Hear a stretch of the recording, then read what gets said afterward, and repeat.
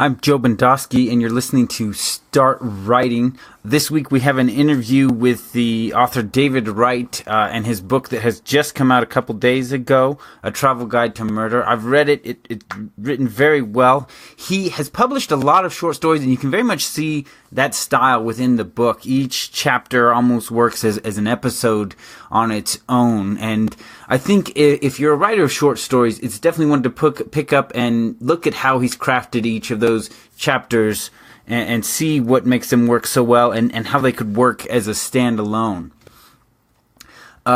This week in critiques, we actually have something from Song of Locke. I've been rereading it recently, and I came across this line, and I hope Jay hears this episode, and I think he'd have some interesting things to say. So here's the line.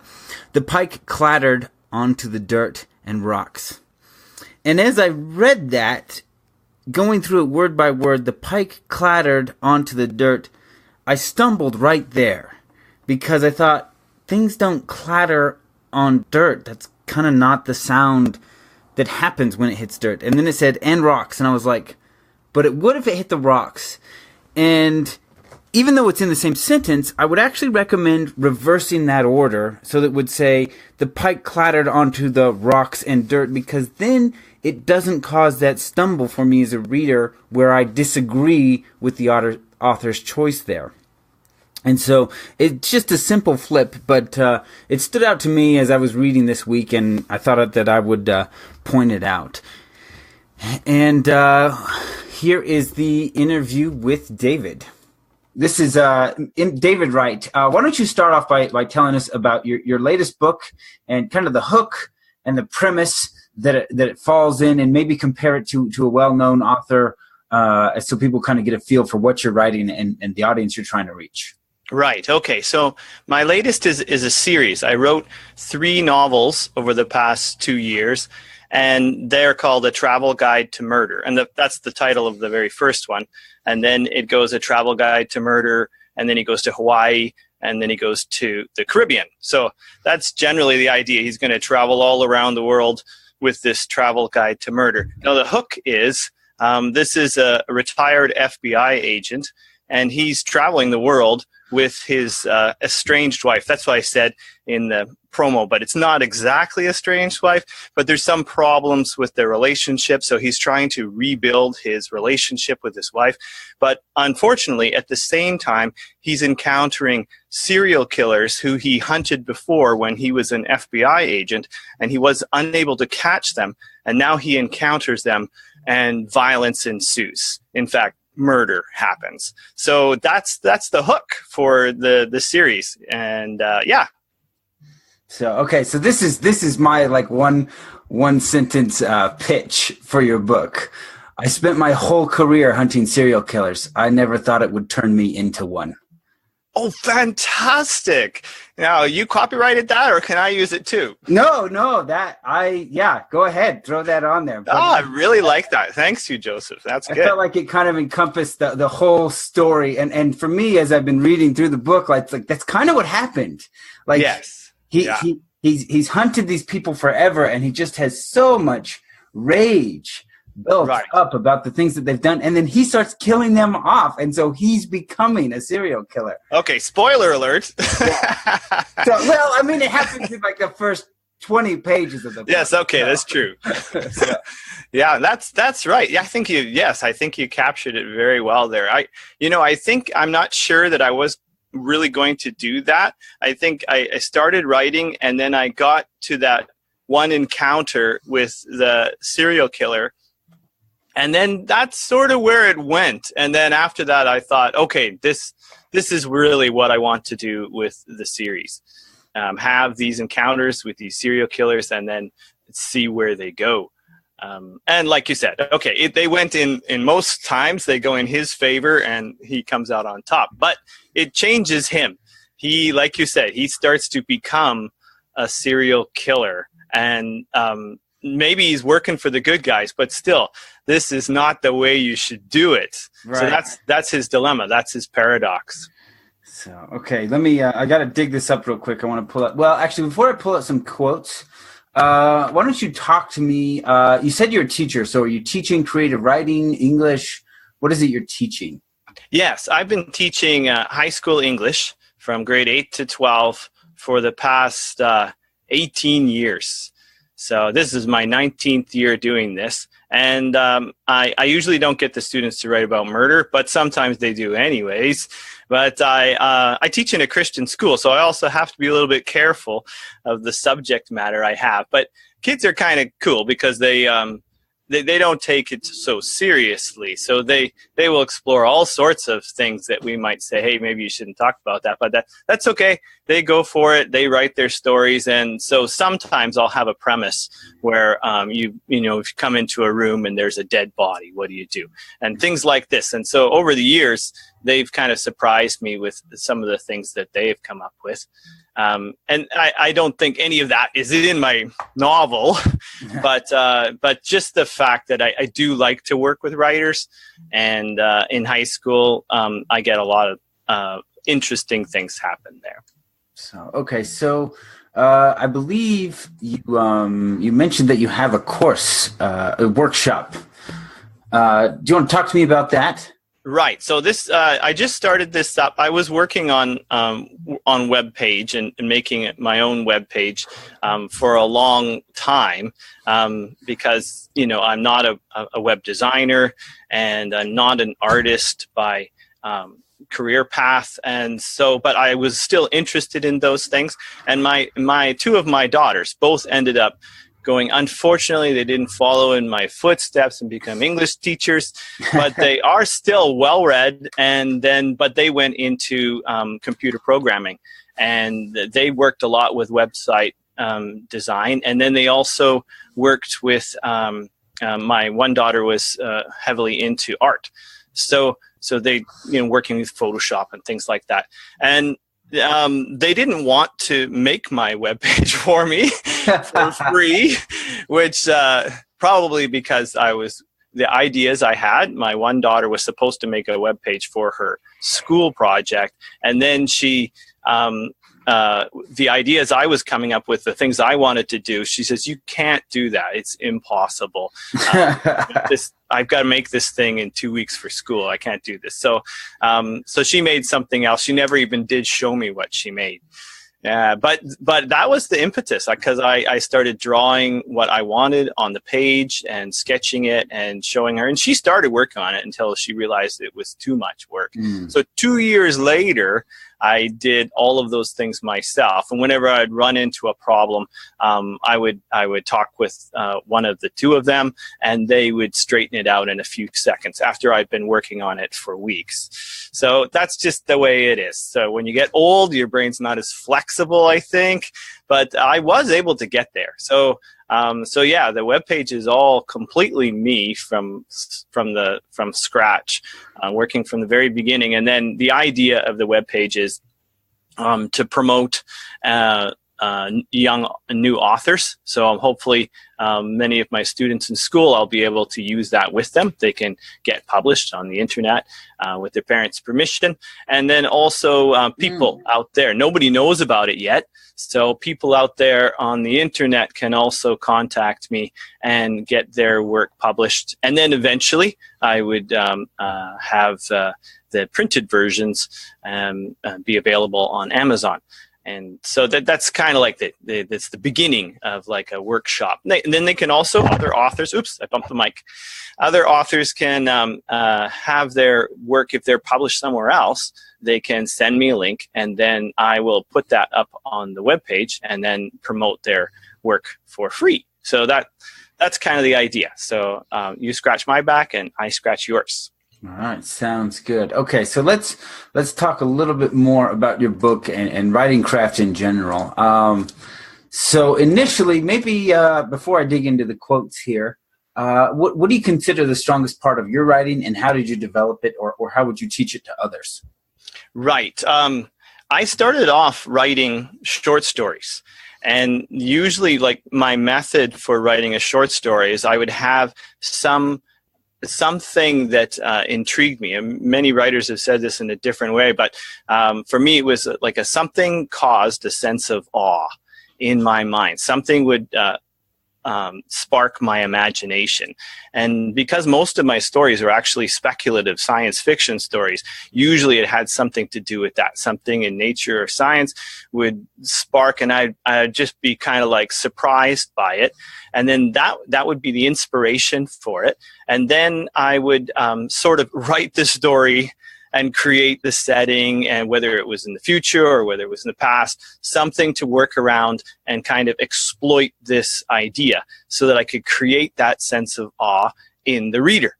That was the idea, to recreate that sense of awe.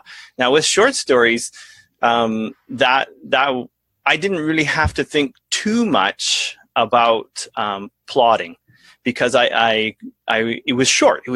I could sort of run with it, see where it went, and then sometimes it would fail, but sometimes it would get to some point where there'd be some surprise conclusion at the end. But at some point after doing, maybe 100 of these short stories, like, wow. Jeez. Yeah. 50 of them got published. So that's kind of cool. This is over a long period of time, like 20 years of sending out to different magazines. Because, I have a full-time job. It's not like I could send out 100 stories every year, but I would, was try and send out 20 stories, 10 stories a year.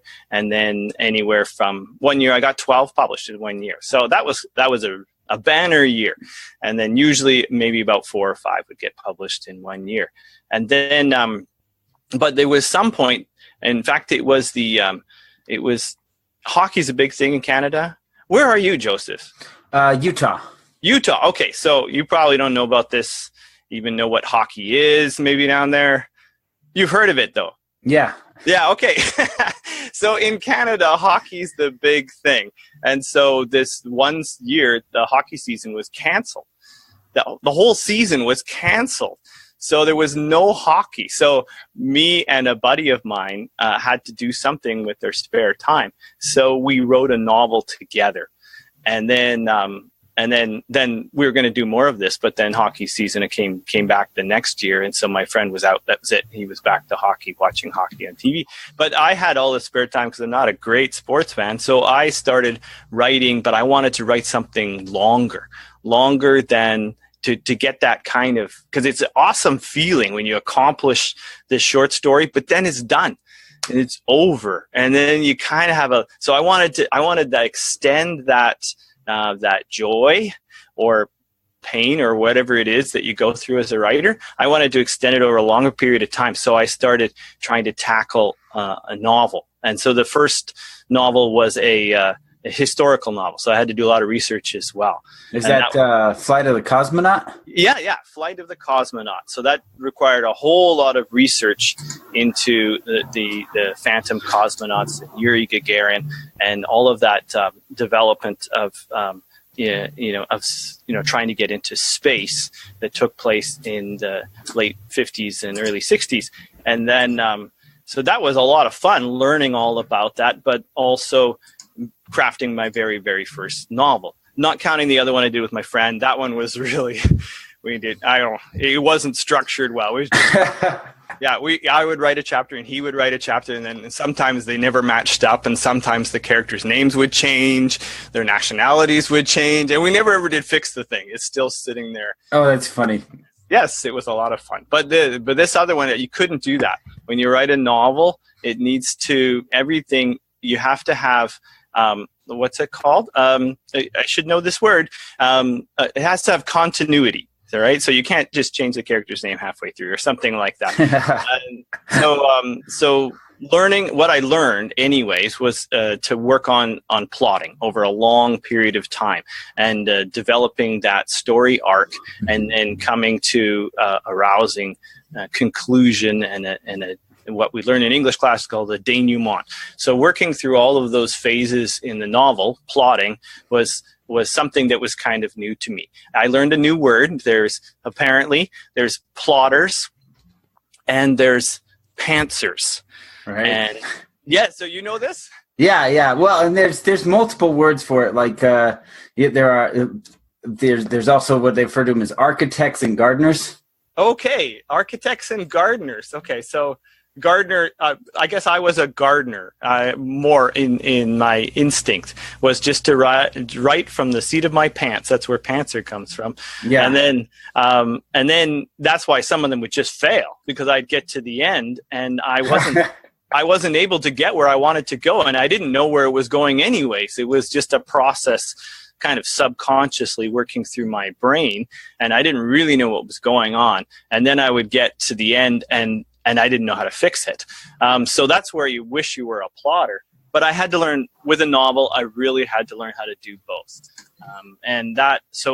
That was kind of the with that first novel, that was where I was learning how to do that, how to plot out a novel from beginning to end and make everything try to match up. I'm not saying it's a masterpiece, probably isn't. It's been a while since I read it, but the learning curve was there. So then the next time around, which was Codename Vengeance, I went backwards in time. I was so intrigued by the information I learned from Flight of the Cosmonaut that I went backwards and started looking at the vengeance weapons that the Germans were developing, like the V2 rocket. And so that's what that novel was about, the vengeance weapons. And the guy who can I give a blurb for that one? Sure, go ahead. Sure. Okay. So the guy, the hero, he's starts off. You think he's an American pilot who's going to be over there flying for the British in an experimental plane, and then he shoots down two of the British pilots, and then he lands in Germany. And then you find out, oh, actually, he's a German spy, and he's returning with secrets for making these vengeance weapons, secrets that he's stolen, like from, spoiler alert, for nuclear weapons that he's stolen from the Jewish German scientists who had escaped into America. So he comes back with these secrets, but in reality, he is not there for that. His fiance was a Jewish woman, and when he finds out that what was happening with the Jews, or he suspects, he has come back to try and rescue her. So that's the plot line for that one. So I was working through plotting with that one as well, and this process sort of led to it was fun doing those two novels, and I had planned to do more, but unfortunately I had no idea how to promote anything, so I'm not sure anybody ever read them besides a few of my friends. So then I never did write sequels. I would have. If people had read them, I would have written sequels. So I think there's a third novel. Elflord. Oh, Elflord, right. Then I kind of got obsessed. Okay, so yeah. I'm looking at your Amazon here. I don't see the one about the German. I've got Flight of the Cosmonaut and Elflord. I don't have this German spy one up here. Right, yes. Codename Vengeance, I actually put on Smashwords as an ebook. Okay. I never, it's for free. I also recorded that one as an audiobook to sort of just to do it. And so if it's free there, I can't put it on Amazon. Actually, you can. What you do is you put it on Amazon first, then you put it on Smashwords, then you tell Amazon it's free elsewhere, and they'll make it free. And that's how you get into the Amazon perma-free world. Great, and that's what I plan to do. So, yeah, so definitely, a lot of authors do it. I mean, it's a big part of the indie model is you have one piece of work that's free, just to get people a taste without them having to risk anything. And if they like it, then they read your other work. Right. Yes. Yeah. So I do want to do that as well. But then Elflord was fantasy. So I guess I branched out into fantasy. I don't know. Do you know R.A. Salvatore? I do. I think I'm in the fourth book of the Drizzt series at the moment. Oh, fantastic. Yeah. So I read every single one of those Drizzt, and then I wrote a novel, which, okay, I'm saying this, but I totally ripped him off because I liked him so much that I created the character. I started writing the book. And then once I took a look at what I was doing, I realized it was a complete copy of this character. So then I had to change the character a bit. I couldn't rip him off that much. And I changed the world enough that it's different. It's different than Drizzt world, but I still love that. And I think Salvatore's advantage is he's writing in the world of Dungeons and Dragons, right? That's true. So he's not actually world building. Right, he isn't. Yep. Yeah, he's just writing in it. He did create the best character in that world, but no, he didn't create the world, I guess. Yeah. Yeah, so kind of different that way. So talk to me about this multi-genres. You're writing historical fiction, you're writing the book that I read, Travel Guide to Murder, is a thriller, and then we've got fantasy. So talk to me about splitting off in so many directions, and I guess, are you concerned about that impacting your audience and targeting and stuff like that? Yeah, I have to say, like, I never really gave much thought to audience. Like, I obviously did not approach this as a professional author, and that's maybe a problem. But I realize that when I go and read an author, like say R.A. Salvatore, I'm really only interested in his Drizzt Do'Urden novels, and although I've read some of his other fantasy novels, I mean, I know he writes other stuff as well. I have a Tarzan book on my bookshelf by him, but I've never read it. Because you kind of get typecast as author. It's worse than an actor being typecast in movies. An author gets typecast that you just assume that this is the only thing they could do. But as readers, I don't know, but I don't stick in one genre. I read, practically everything. I've read Pride and Prejudice, and I'm a man. So I just don't think it, I guess maybe that gives me the freedom because I'm an indie author. I can write whatever I feel like. And long as I'm not worried that nobody is ever going to read it, it doesn't matter. But I would like people to read it. I do want people to read the novels I write. But I guess... yes, I don't know. So I'm a little conflicted. Maybe I should have stuck in one genre, or established an audience in one genre. I don't know, but I didn't. So maybe because it's more hobby at this point than it is career, then maybe that's why I didn't really worry about going into just genres. I just wrote whatever was interesting to me at the time. Okay. Yeah. So what is an element of your writing that you're working on developing right now, your craft, and how are you going about that? Yes. So I talked a little bit about plotting, but now one thing that I think is a weakness because I'm not a plotter by nature is that I'm looking up in front of me right now, I have this bulletin board in which I have put up all of this information for the Travel Guide to Murder, because now I can't it's not just one novel I was trying to accomplish. Right, yeah. I was thinking of maybe writing 10 of these novels, and so now I can't remember everything. Like I trying to remember, when the guy is born, what's his favorite flavor of ice cream? Is he left-handed, right-handed? All of these things. So now I have to put them up on the wall so that I can go back and reference to them. I think I heard about Harry Potter, and J.K. Rowling writes, she wrote that awesome series. It's like the best-selling series ever. Mm-hmm. But she actually had people that would fact-check her. Because she couldn't keep track of. That's it was funny. Just too big for the human brain to remember all of these little details. But if you screw them up, believe me, somebody will tell you. Oh yeah. Some of those fans, they know the book better than the authors do.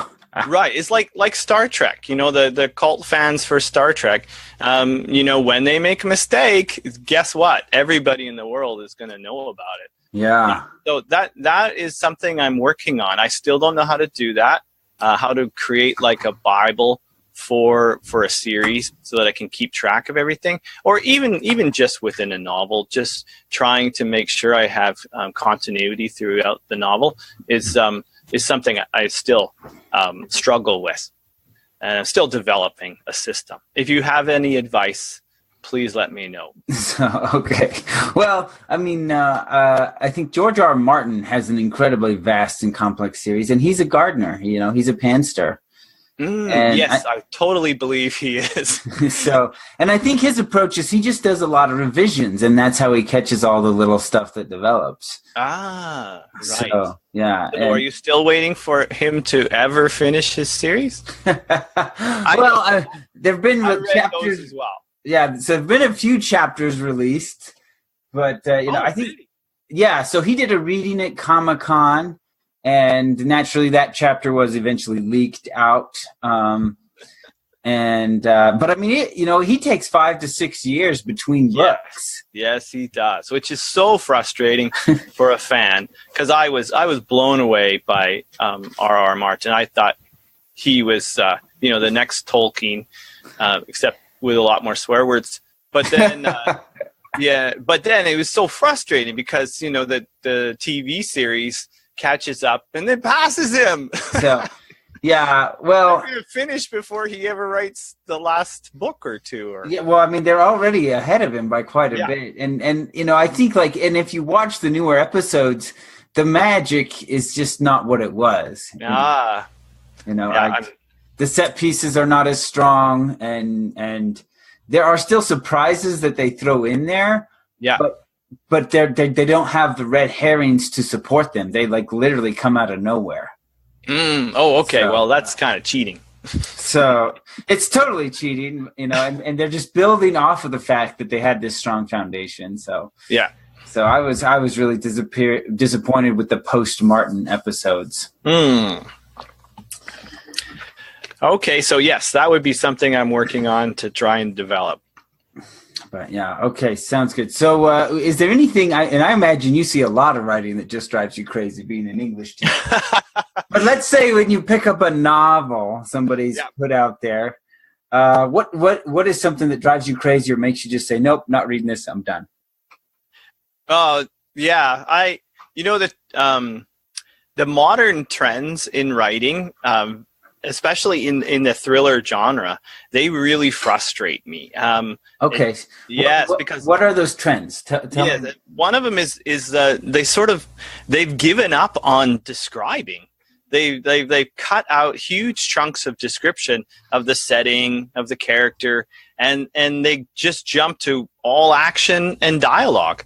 And I'm thinking, well, wait a second, who is this person? Why should I bother caring about them? But obviously this is not considered a failing anymore. I think this is considered this is the way to do it, and that's kind of it bothers me that the world has gone in that direction where we're too lazy or in too much of a hurry to read something that's well described. Like R.R. Martin doesn't do that; he describes it in great detail. But the action genre, it's the other thing that gets me is. This is just a little pet peeve, is no adverbs.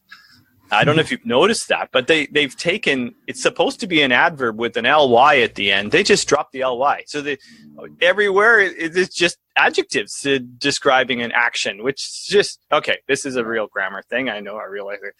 But, and then one other thing that kind of gets me is in the modern publishing industry, they've almost cut out, the proofreaders and the editors. So things have gone from the author writes it, somebody reads the first little bit of it or whatever and decides, oh, this is a winner. And then it goes very quickly to being published. Very few, of course, very few novels. So I read this novel and I'm looking at all of these grammatical errors and wondering, how did this get published? It's in a book. They've printed up thousands of these things, and in the past that never would have happened because the printed word, apart from Pulp Fiction, in regular books the printed word was like sacred. So you would have like a dozen proofreaders and a bunch of editors that would all read the thing before it ever got to publication. But that's not the case anymore. It goes very quickly. I think possibly the reason is that they think most people just don't care that much whether there's a grammar error or not. And so it goes straight to I read this book, Strike Back, in which they made it was written by a real, I think, at least that's what they said, written by a real special ops guy and full of action. And then they even made it into a series, TV series, which was also full of action. But the original book was filled with grammar mistakes. I just couldn't understand it. It blew me away. This was, so much money involved, especially once it got to TV. That's crazy amount of money. They couldn't pay somebody to proofread it before it went to publication. Okay. There's my pet peeve. Okay. Yeah. Well, and I'll kind of address this adverbs thing because I don't know where Stephen King got it, but I think Stephen King has really spread it to the writing world because he is do not use adverbs. It's his fault. I love his writing. He is, but I should watch for that next time. Yeah. But I interviewed a writer whose writing was just beautiful. It was very lyrical, just as sentence for sentence. It was a fantastic read. And he talked about adverbs, and he discounted this advice completely. He says, what is this nonsense about not using adverbs? That's a part of speech. You're discounting an entire portion of the language. It's very bizarre. He says that's nonsense. And then if you look at the writing of J.K. Rowling, she loves adverbs. But she uses adverbs in a way you've never seen before. It's fantastic. Right. So, okay. And to really see her do it, and it is very impressive. You've got to study the post Harry Potter works. Okay. Yes, I read one of them. That one in that small village is very The Casual Vacancy. Right. Yes. Yeah. Beautifully written. But the subject matter was so depressing. It's so depressing. Everyone is terrible and doing terrible things to each other. Yeah. There's not one likable person in the cast. No. It is a strange little story. So, okay. Let's keep moving on here. All right. So let's talk about publishing. How have you gone about publishing, and what's some of the marketing that you found has worked for you? Or maybe what's some of the things you've tried and just didn't work and you don't recommend for other people? Right. Well, I don't recommend the way I started, which to learn how to publish a book and then to just put it out there because nobody will ever see it. So I don't recommend that. That's what I did with my first 3 novels. It seems like an awful lot of work for nobody to read it. And I also don't recommend you then blowing announcement on your Facebook page, which has all of your friends and family on it, because the truth be told, your friends and family do not want to read your book. They're going to be nice. And, you read a book. Oh, isn't that nice? But they don't want to read it because I don't know what it is. There's something weird psychological about it. It's like the prophet that doesn't get any honor in his hometown. So they just can't see you as a writer. So they're not going to take your work seriously.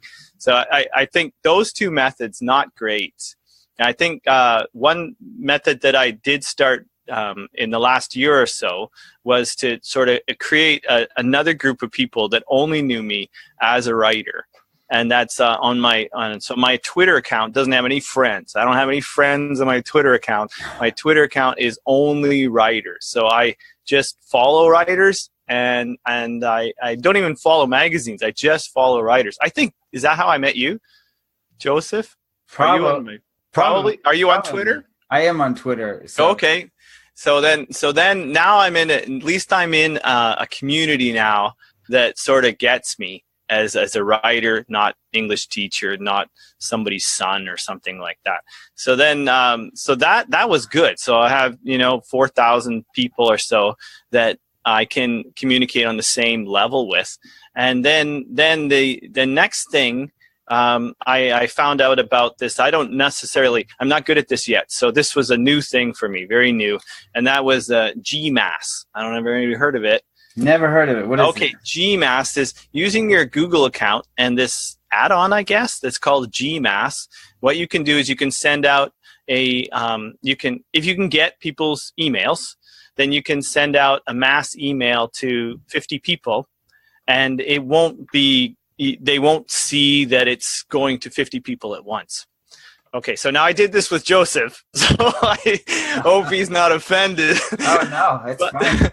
But once I made a connection with Joseph and was able to get his email, then I was able to put him on an email list, and then I was able to send out a little reminders or something like that, and I could send it to 50 people at once, saying, "Okay, my book is going to be published at so and so a time," and then I could remind them, say, "Oh, it's going to be coming out in a week. Oh, it's going to be coming out in 2 days," and I could remind everybody at the same time. So then I could at least communicate with 50 people. And if I could build up the email address, as long as I put them on different days, I could do 50 on one day and 50 on another day and 50 on another. So if you pay money, you can put like 1,000 or something like that on your email list. But if you're just doing the free account, so that's something you could try. Anybody could try that GMASS, GMASS, and it's connected to Google somehow. Okay, so that, but in order to get those first connections, then I would just contact people on Twitter and ask them, fellow writers, because I had already built up that community, fellow writers, and ask them if they wanted to do a book swap review, so that we would swap books and read each other's books and then write a review about each other's books. And this was really fun. I got to read Joseph's book, and he's reading mine, and then I think I wrote your review, yes? Yes, you did. Okay, good. And remind me, Joseph, your book was? When the Sky Falls. Right, When the Sky Falls. Wow, yes, that was great. In fact, honest, I didn't read that one. I listened to it. Yes, and so is it all true, Joseph? Are you allowed to tell me? Well, I mean, the history is true and the science is true. Stevenson was a real person. The rest of the characters are fiction. Okay. So, and then, well, I guess you didn't have this in the audio, but in the text book, you can look up all the historical notes and the details. And so the best way to read the book is to assume it's true. And then sometimes what I've done is I've shifted historical events, or I've revealed scientific principles that wouldn't yet have been discovered. And I make notes of all those. So they talk about, what is it? I can't remember the name chemical. So the 1988 Skyfall event in Portugal, they did experience one, but the way I describe it in the chapter is based on the 1948 Skyfall event from Ecuador.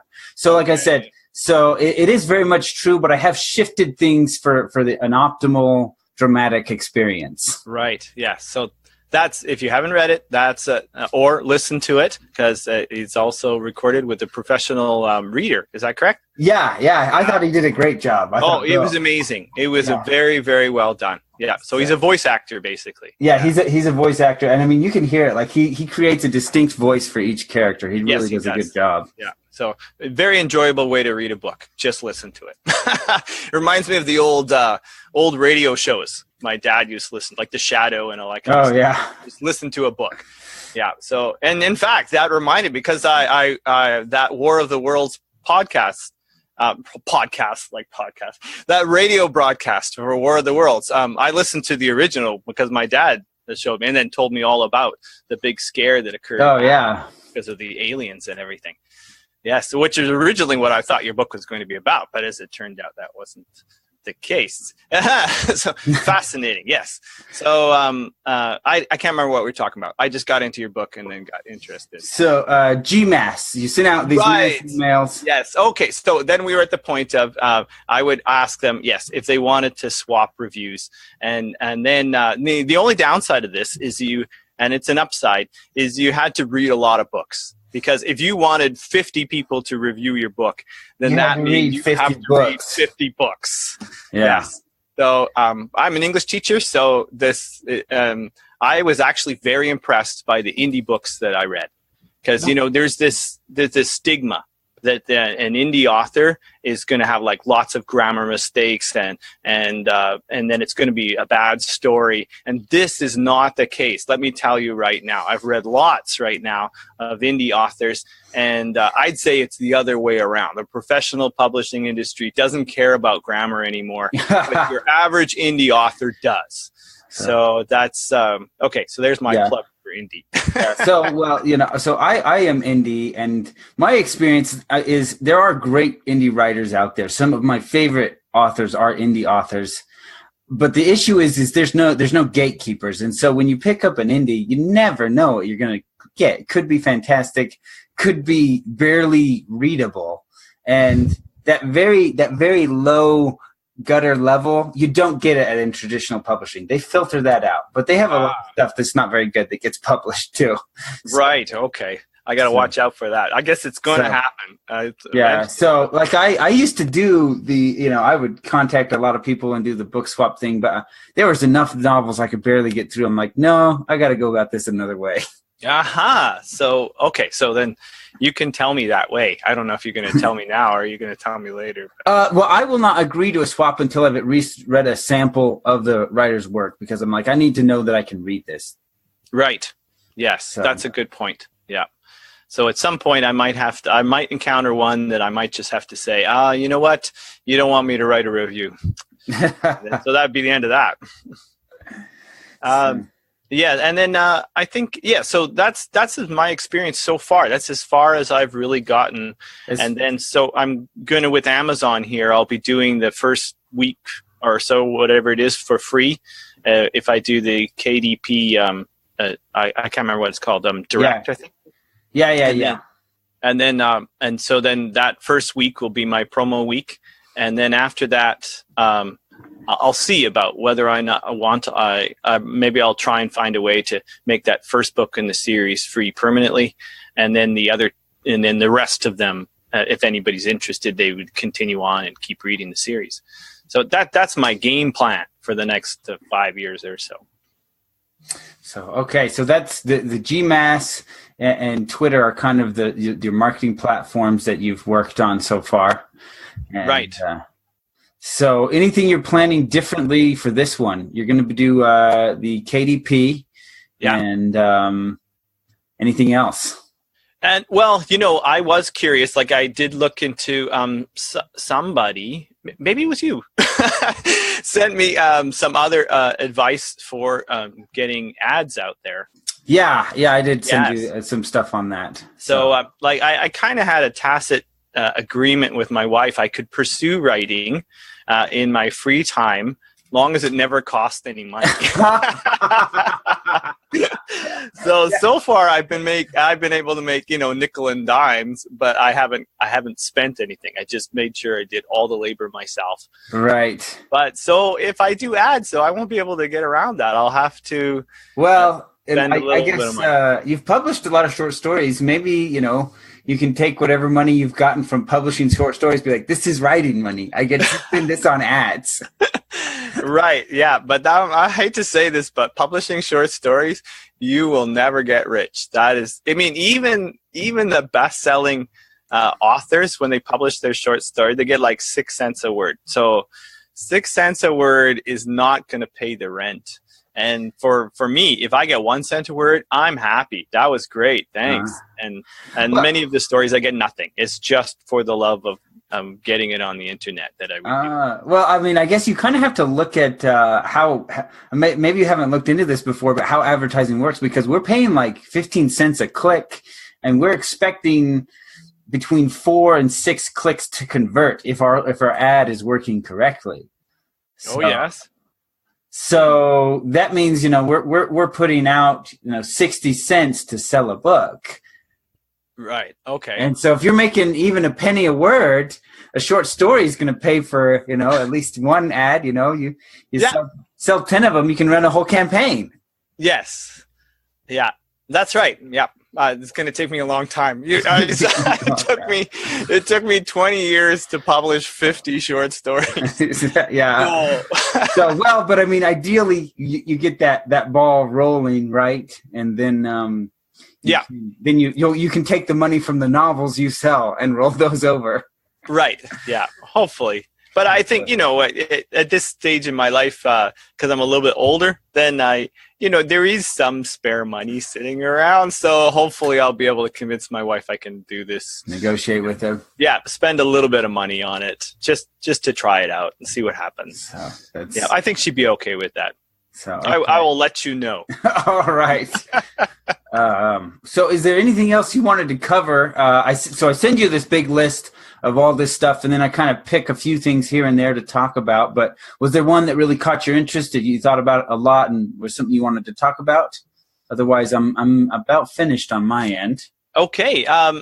Yeah, I was just going to mention. I know you sent me a little email saying you tried to find me on Amazon, and so then I sent you a link to where I am. And I was just going to say, don't bother Googling David Wright, because you'll just get that baseball player, and I really hate that guy. He ruined my name forever. Yeah, like even Google, even putting you into Goodreads, like there's just too many people with that name. I guess so. Yeah, I didn't think it was common, but apparently it is. I won't tell you the guy's name because it's not the name he goes by. But he had a very, very, very common name, and so his author name is his wife's maiden name, which is Rue, is very rare. And then he picked the first name of one of his favorite characters. So his name is Deke Rue. You type that into Google, he says, I am the number one thing that comes up. He says, wow, that is brilliant. Yeah, so he put that together, but then he Google tested it first. Right. And he said, yep, that's my pen name. And so for him, the pen name is all about exposure. It's not about hiding his real identity. It's right. He wanted to make sure if someone Googled his name, he was the person they found. Wow. That's, I know, something to think about. Yeah. So okay. Then I'd have to republish everything on my pen name. I don't know. Yeah. So if you've got a lot of reviews, that'll be a bit of a hassle. But right. Yes.